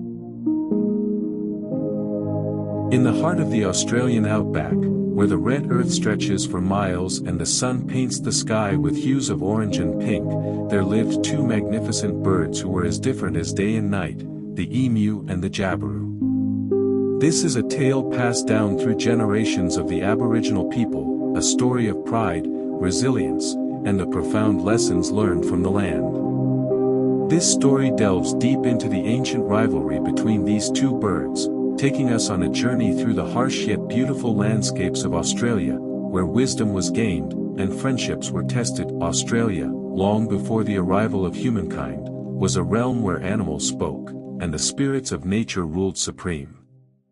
The Dreamtime, the mythical period when ancestral beings shaped the world, was a time when harmony existed between all creatures, and every element of nature had its place. In this vast land, the emu and the jabiru were among the most respected of birds. The emu, with his long legs and soft, brown feathers, was a flightless bird but one of the fastest runners in the outback. The jabiru, on the other hand, was a majestic bird of flight with his long, slender legs and wings that could carry him high into the sky, looking down upon the world from above. Though they were different, they shared the same home and often crossed paths. One day, when the sun was at its highest point in the sky, the emu and the jabiru met at a waterhole. As they stood by the cool waters, they eyed each other with both respect and rivalry. The jabiru, known for his pride, stretched his wings and looked down upon the emu. "You who cannot fly," said the jabiru, his voice echoing with arrogance, "how can you ever understand the freedom of the skies?" The emu, unperturbed, ruffled his feathers and replied calmly, "And you, who only know the air, how can you understand the secrets hidden in the earth?"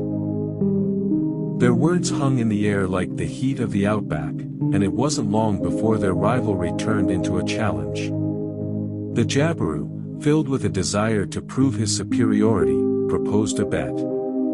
"Let us have a contest," he said, his eyes gleaming. "We shall race across the land, and I will fly while you run. The one who reaches the sacred Uluru rock first shall be declared the mightiest bird of the land." The emu agreed, for he knew that though he could not fly, his legs were swift, and his endurance was unmatched. The challenge was set, and animals from all over the land gathered to witness the race between the sky and the earth. When the day of the race arrived, the jabiru took to the air with a powerful beat of his wings, while the emu sprinted forward, his feet pounding the ground in rhythmic steps.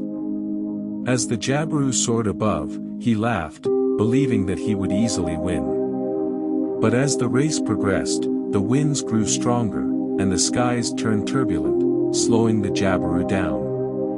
Meanwhile, the emu kept a steady pace, navigating the rough terrain with ease, knowing every dip and rise of the land like the back of his wingless body. Halfway through the journey, the jabiru, caught in a gust of wind, was blown off course and found himself lost. Desperate to find his way, he flew lower and lower, but the landscape below was unfamiliar. The emu, however, kept his eyes focused ahead, using the landmarks he had known all his life to guide him. After hours of struggle, the jabiru landed, exhausted and bewildered. As he rested his wings, he saw the emu approaching, still strong and determined. "How can this be?" thought the jabiru, amazed at the emu's resilience. The emu paused beside him and said, "The earth may not be as grand as the sky, but it is steady and true. Those who know its ways can never be lost." Feeling humbled, the jabiru realized that there was more to strength than wings that could soar. He watched as the emu continued on his journey, his steps unwavering. Years passed after the race, and the jabiru and the emu lived their separate lives, with a newfound respect for each other. However, their friendship was put to the test when a great drought swept across the land. Waterholes dried up, and the plants withered under the scorching sun. All the animals suffered, and many feared they would not survive the harsh season. In these desperate times, the emu and the jabiru found themselves at the same waterhole once again. There was barely a trickle left, and both birds eyed the precious resource. It was clear that there wasn't enough for both of them, and the rivalry that had once subsided began to rise again. The jabiru, remembering his arrogance from years ago, looked at the emu and said, "Perhaps we should share what little remains." The emu, proud and independent, replied, "We must find our own way to survive. The drought will test us both." And so, they parted ways, each seeking water in different directions. Days turned into weeks, and the jabiru, who relied on the skies to guide him, found no relief. The emu, on the other hand, dug deep into the earth, uncovering hidden springs that sustained him. In time, the Jabiru grew weak, his wings heavy from thirst. It was then that he saw the emu once more, standing by a small pool he had uncovered. "Help me," the Jabiru pleaded, his pride now gone. "I cannot survive without water." The emu looked at his old rival and, with a kind heart, offered him a drink. "The earth provides," he said softly. "You only need to learn how to ask." As the drought finally lifted and the rains returned, the emu and the Jabiru stood side by side once more.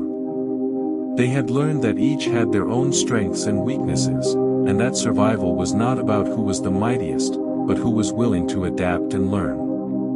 The emu turned to the Jabiru and said, "You may fly higher than any bird, but the ground is where you find life's greatest treasures." The Jabiru nodded, replying, "And you may never soar, but your feet are always on the path to wisdom." Their journey had taught them that the land and the sky were not so different after all. They were merely two sides of the same story, a tale woven into the fabric of the dreamtime, where every creature had a place and a purpose. The emu and the Jabiru story spread far and wide, becoming a lesson for all who heard it. It was said that even the great spirits of the land took note of their journey and decided to honor the two birds in a special way. From that day forward, the emu's feathers became a symbol of strength and endurance, while the Jabiru's wings represented freedom and grace. The land and the sky remained in balance, just as the emu and the Jabiru had learned to be. And though they continued to live their lives in their own ways, they never forgot the lessons they had learned from each other. The dreamtime flowed on, and as the years passed, the emu and the Jabiru became part of the land's eternal song, a reminder that true wisdom comes not from strength or speed, but from understanding one's place in the world.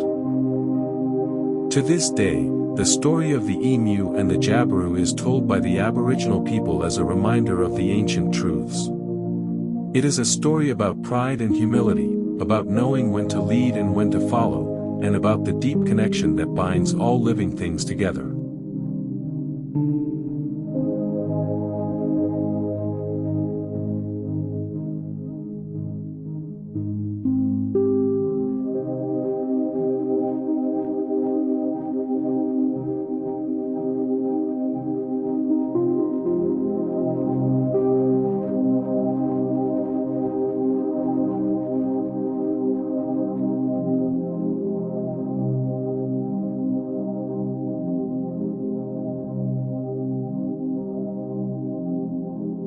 Long ago, in the dreamtime when the world was new, there lived a frog named Tiddalik.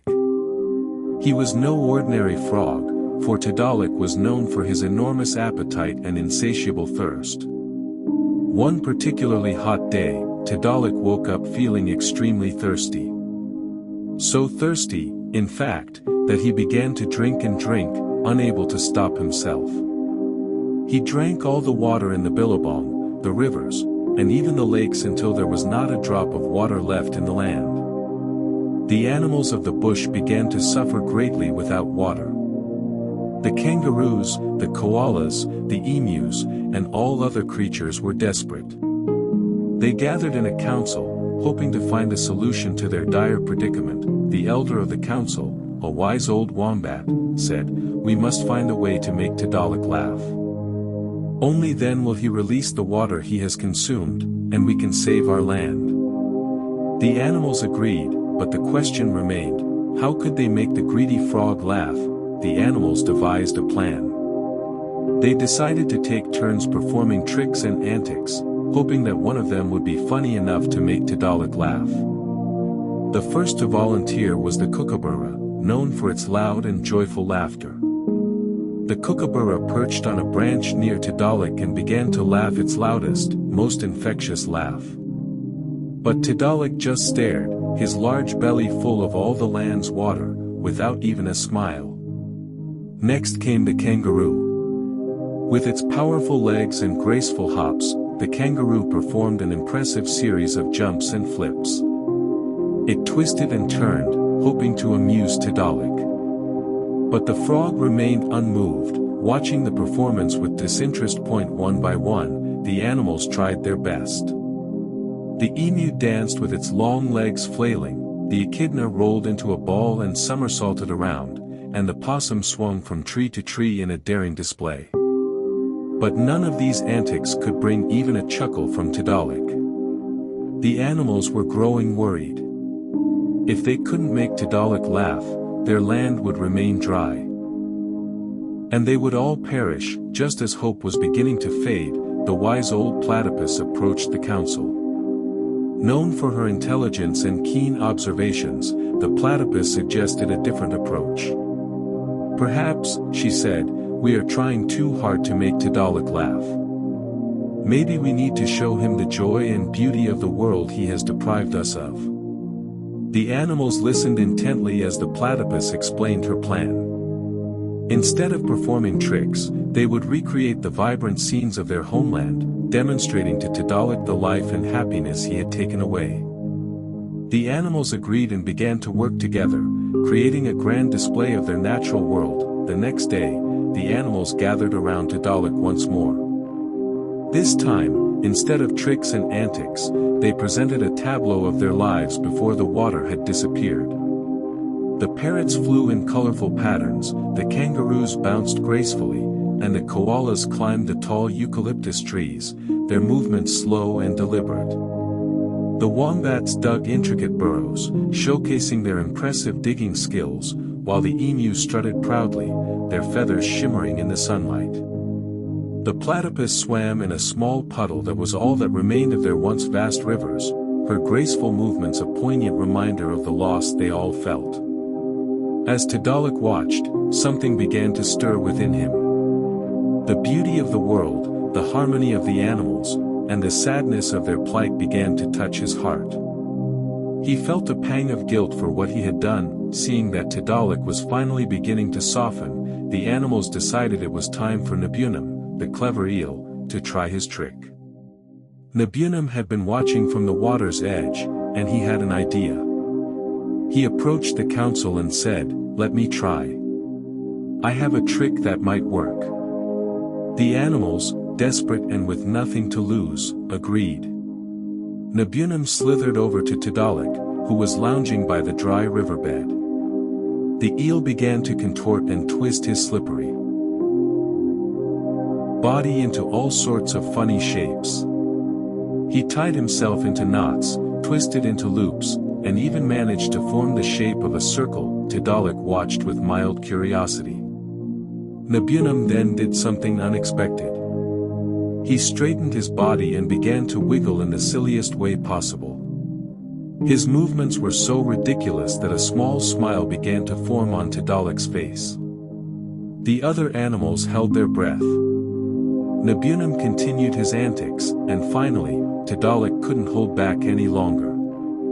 He burst into laughter, a deep, rumbling laugh that shook the ground. As Tiddalik laughed, all the water he had swallowed began to gush out of his mouth and nose. It flowed back into the billabong, the rivers, and the lakes, restoring the precious water supply to the land. The plants began to flourish again, and the animals rejoiced, grateful for Nabunum's cleverness. Tiddalik, though still a greedy frog, learned a valuable lesson that day.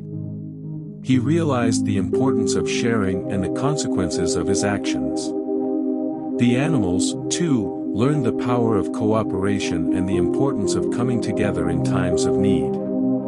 The land, once parched and dry, was now vibrant and alive. The kangaroos hopped joyfully, the kookaburras laughed in the trees, and the waterholes were filled with life once more. The story of Tiddalik the frog was told and retold, a timeless reminder of the balance that must be maintained in nature. The animals decided to celebrate the return of the water with a grand festival. They gathered around the now full billabong and each contributed to the festivities in their own unique way. The kookaburras provided their cheerful laughter, echoing through the trees like a joyful chorus. The kangaroos held jumping competitions, their powerful leaps impressive and awe-inspiring. The koalas, usually sleepy and reserved, danced slowly with each other, their movements filled with a gentle grace. The emus raced across the open plains, their speed and agility a marvel to behold. Even the echidnas and wombats joined in, playing games and enjoying the newfound abundance of water. As the animals celebrated, they took a moment to thank Nabunam for his cleverness and bravery.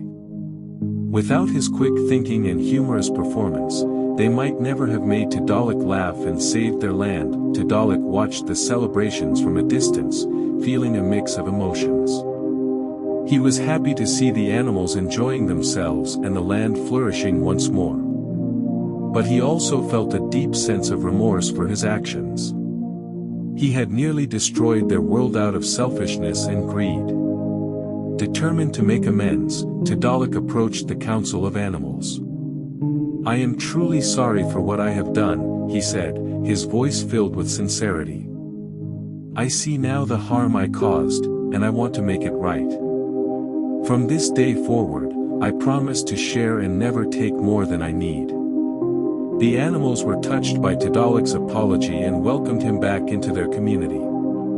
They knew that he had learned a valuable lesson and that their world would be a better place with Tiddalik as a friend rather than a foe. Years passed, and the tale of Tiddalik became a legend among the animals.